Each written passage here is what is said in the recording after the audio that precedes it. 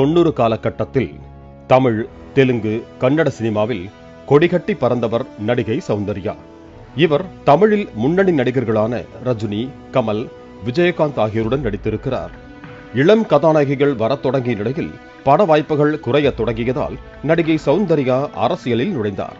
கடந்த 2004ஆம் ஆண்டு தேர்தல் பிரச்சாரம் செய்வதற்காக நடிகை சௌந்தர்யா மற்றும் அவரது சகோதரர் அமர்நாத் ஆகியோர் பெங்களூருவில் இருந்து கரீம்நகருக்கு ஹெலிகாப்டரில் புறப்பட்டனர்.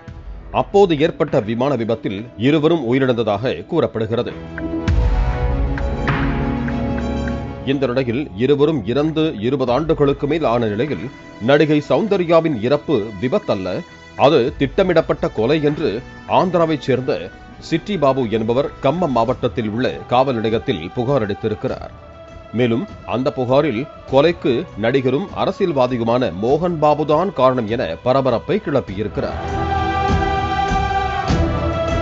நடிகை சௌந்தர்யாவிற்கு ஹைதராபாத் ஷம்ஷாபாதின் ஜல்லே பள்ளியில் 6 ஏக்கர் நிலத்தில் விருந்தினர் மாளிகை இருந்ததாக கூறப்படுகிறது. அதனை மோகன் பாபு சௌந்தர்யாவின் சகோதரரிடம் விலைக்கு கேட்டதாகவும் அவர் தர மறுத்ததாகவும், இதனால் ஆத்திரமடைந்த மோகன் பாபு திட்டமிட்டு சௌந்தர்யாவையும் அவரது சகோதரர் அமர்நாத்தையும் கொலை செய்ததாக சிட்டி பாபு புகாரில் குறிப்பிட்டிருக்கிறார். நடிகை சௌந்தர்யா இறந்த பிறகு அந்த விருந்தினர் மாளிகையை மோகன் பாபு குறைந்த விலைக்கு வாங்கியதாகவும், அதில்தான் தற்போது மோகன் பாபு இருப்பதாகவும் சிட்டி பாபு புகாரில் குறிப்பிட்டிருக்கிறார். அந்த விருந்தினர் மாளிகையை அரசாங்கம் உடனடியாக கையகப்படுத்த வேண்டும் என்றும், மோகன் பாபுவின் இளைய மகன் மஞ்சு மனோஜுக்கு நீதி கிடைக்க வேண்டும் என்றும் புகாரில் குறிப்பிட்டிருக்கிறார்.